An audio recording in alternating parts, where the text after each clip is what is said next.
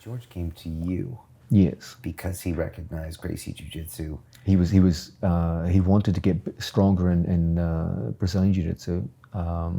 He came just to check out Renzo Gracie's. We had a good reputation. We had champions that used to teach there, and he came and he liked the classes that we taught there. And George he's a remarkable character, but one of the things, he's unstintingly loyal, and if he likes someone, he stays with them. And Red Bull character, how? Yeah. So from relatively early on in his career, I began working with him on a pretty limited basis. You know, he was working as a garbage man when he first came, and spoke almost no English, and would come on a bus 6.5, 7 hours from Montreal on Friday nights, and then leave to be at work on Monday morning. And so I remember just being incredibly impressed by the sacrifices he was making. And so all these things came together, which made me think one day, let me go the route of jiu-jitsu. So I pulled out of Colombia. And does that mean a lot to you when your students sacrifice? Yeah, it does. I mean, the death squad, a lot of those guys. Oh yeah, the people have no idea how much they give, the sacrifices they make. Those guys taking 2 hours each way to come for classes. And that's just average day. Average day.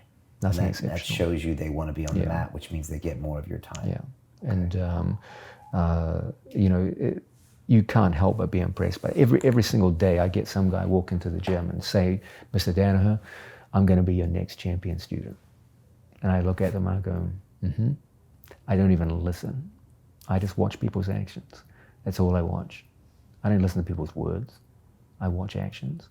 And when you see someone coming in day after day for hours just to get there, then hours back, and then hours on the mat, that's impressive. And taking a beating on the mat or having failure on the mat and still coming back. It's hard. Your first day's coming in, you can be a stud in your own gym. You come in there, you're a nobody. And that's admirable. You know, that I take seriously. Words in one ear and out the other. And very few people actually manage to keep showing Very, up. very few.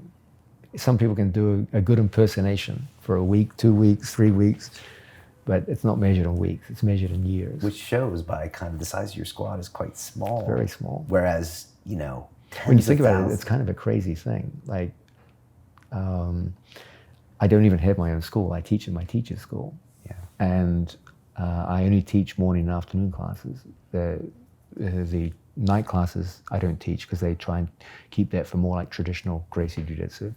So really, the only people I have access to are people that don't really have jobs. They can come in the afternoon. Like regular people have to come at night because they have jobs and things like that. Right. So I tend to get a very bizarre group of people who come in. And in addition, I'm a guy who, in almost every case, takes people from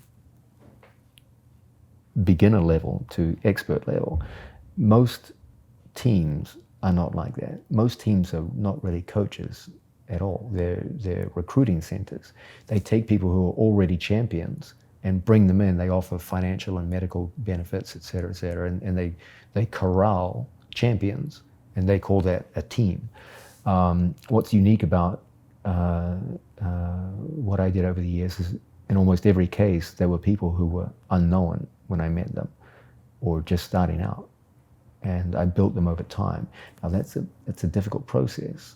It takes years, and you get a lot of casualties along the way. A lot of people leave. I'm a difficult person to get along with. I'm not a pleasant person to be around. That's what I hear. Yeah. You're pretty pleasant now. I'm on my best behavior. Okay.